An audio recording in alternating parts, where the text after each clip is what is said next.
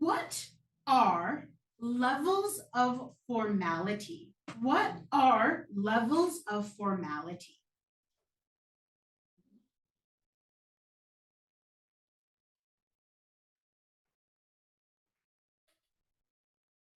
No phone. What are levels of formality?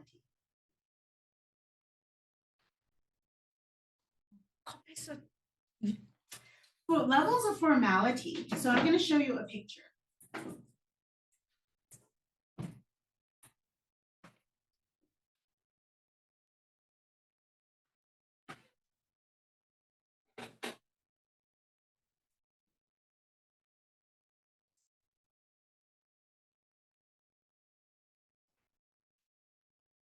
What is being shown in this picture? What is this picture about? Dress code. Dress code for what? Dress code for different places. Levels of formality is about this is appropriate for this place, this is appropriate for that place.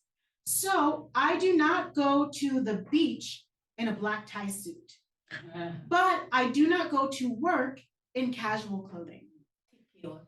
Right. So when we're talking about levels of formality, what's the right level for the right situation? My question to you is, in Korean, in the Korean language, how many levels of formality do you have?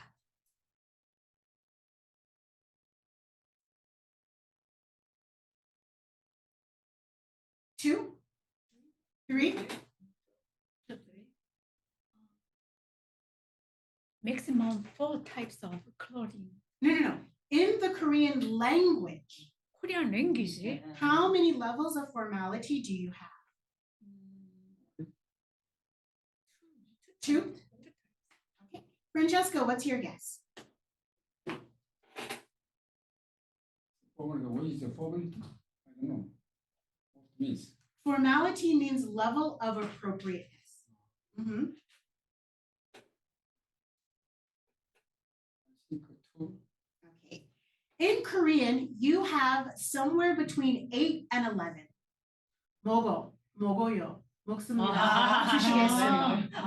You have a lot of levels of formality. So in the Korean language, there are 8 to 11. You have 존댓말, you have 높임말, but then you have and then there's military language, office language. Korea has a lot of levels of formality. In English,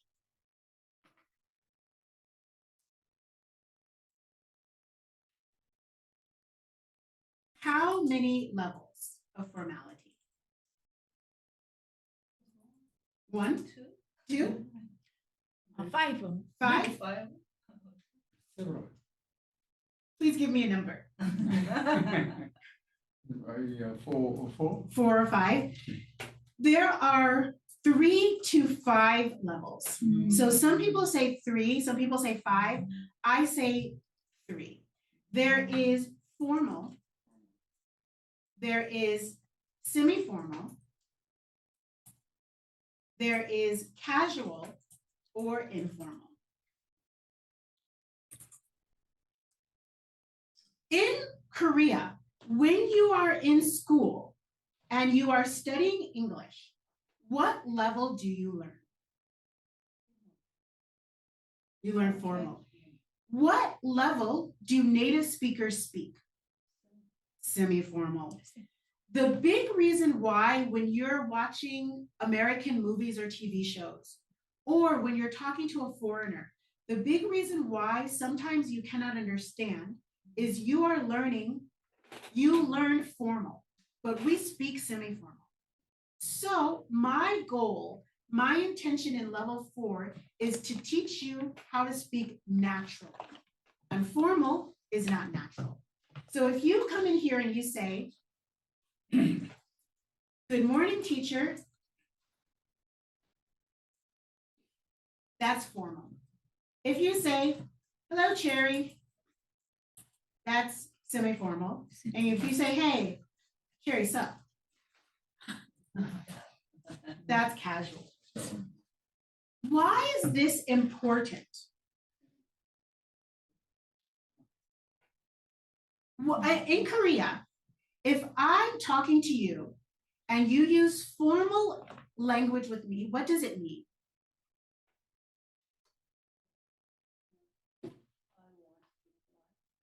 I want to be polite and we are not close. Same thing in English. If I talk to you using semi-formal, but you switch to formal, it creates distance. So if I say, hi, and you say, good morning, teacher, I think, oh, you're not comfortable with me. You don't want to be close to me. So the reason why it's important to know the difference is because it determines your relationship. So back to the 3 words we're talking about. I have idioms, collocations, and phrasal verbs. What is an idiom?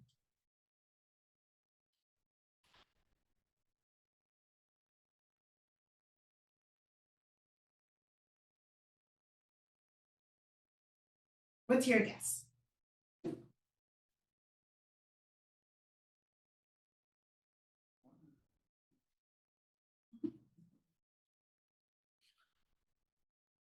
No one's got a guess?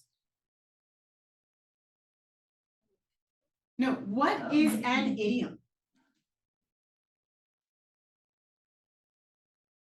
That's strong meaning, but short words. An idiom is a phrase Phrase. whose meaning Whose meaning? I cannot determine based on the words. So in Korea, you should think of it as Korean proverb. You understand Korean proverb. You say it to me, I cannot understand. So I have keep it under your hat.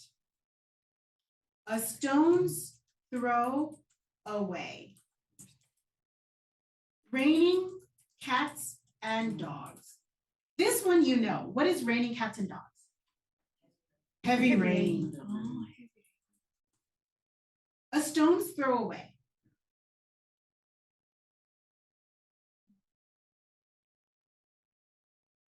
Are you good at throwing? No. If you throw a stone, where does it land?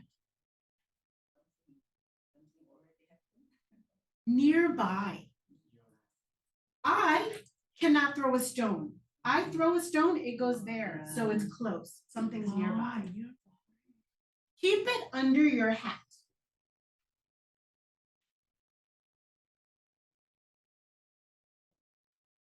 Hi, correct.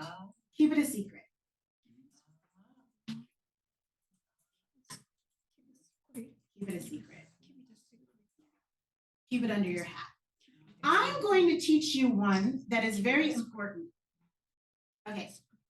In Korea, you often say, it's my bucket list. This is Konglish. In English, we say, it's on my bucket list. The reason we use bucket list is because it comes from an idiom. That idiom is kick the bucket. What does kick the bucket mean?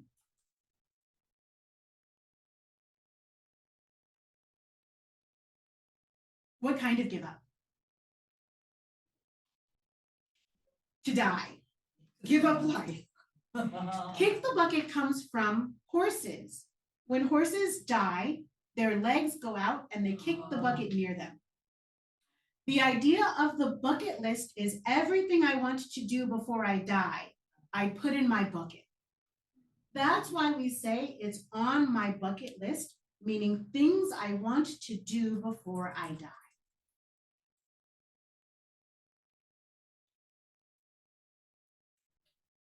Now it makes sense, right? So it comes from an idiom. So an idiom is a phrase whose meaning I don't understand based on the words. Next one, collocation. What's a collocation?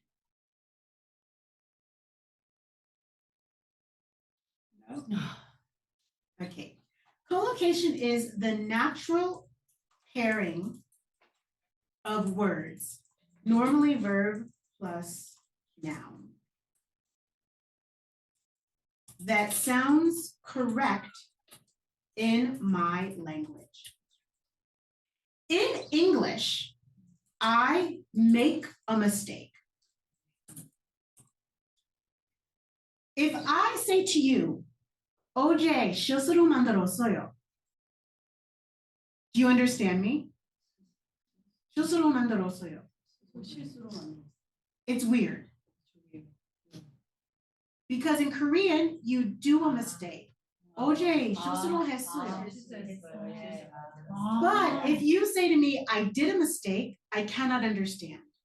So that's a collocation. It's what sounds natural in your own language. You can understand my intention. Cherry make was, I understand what she meant. Or in English, I take a class. 수업 가지고 왔어요. Oh, Cherry, that's weird. But if you say to me, I listen to class, that's weird to me. So collocation is what sounds right in your language. We're going to be practicing those next week. Last one is phrasal verb. What's a phrasal verb?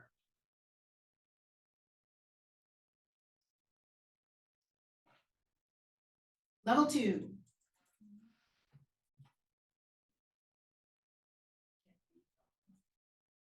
Correct. Yes. Phrasal verb is a verb plus usually a preposition that forms a new verb with a new meaning. So for example, blow up, put down, get over. What's the meaning of blow up? Boom, explode. Put down.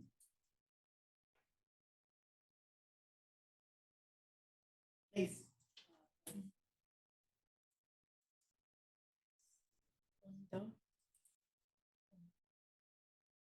So put means place. So place down, put on a thing, put it down on the table, put it down on the floor, put it down over there.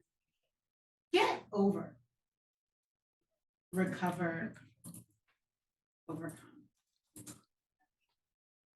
Here is what I explain to students. Phrasal verbs are critical. What is critical? Yes, critical means very important. Phrasal verbs are critical for listening.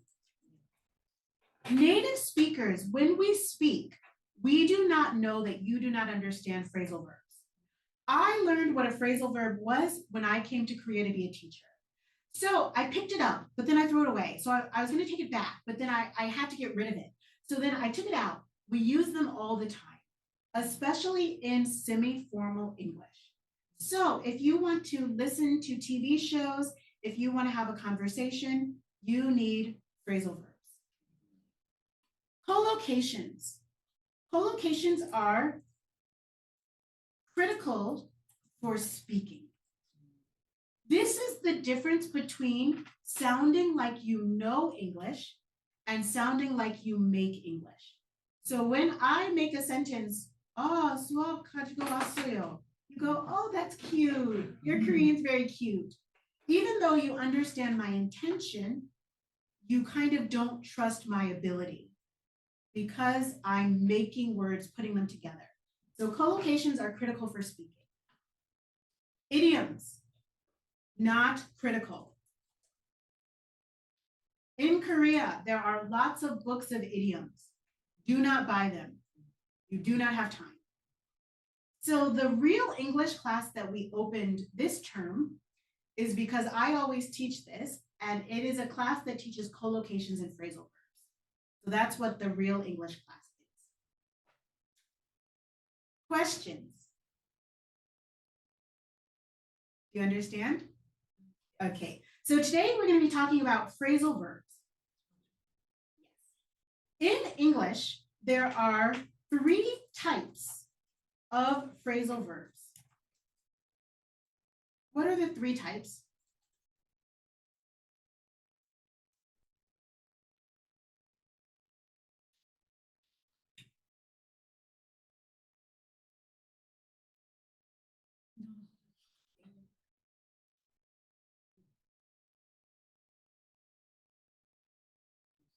Okay. Separable, Separable. inseparable, no object. I have the sentence, put on your shoes. Put your shoes on. What's my phrasal verb? Put on. What's my noun?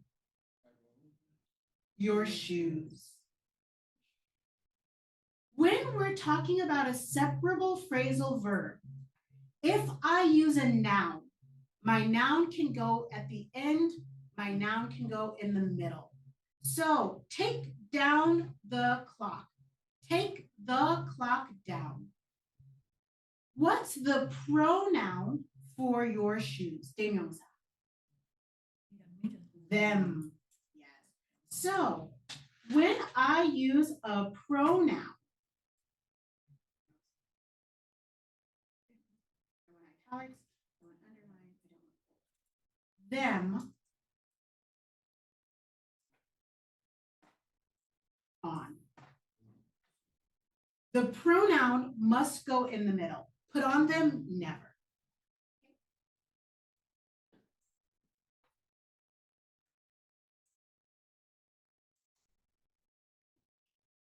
So that is a separable phrasal verb.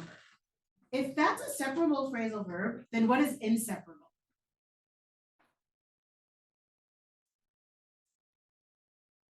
Get over your cold. What's the phrasal verb? Get over. What's the noun? You're cold. What's the pronoun? It. So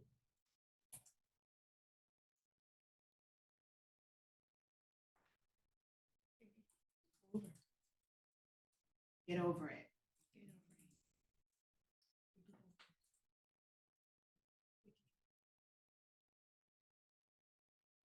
Our last one is no object. Carrie, sit down. I don't have a noun, so I don't have a pronoun, so I don't have an object. Okay, so let's open your book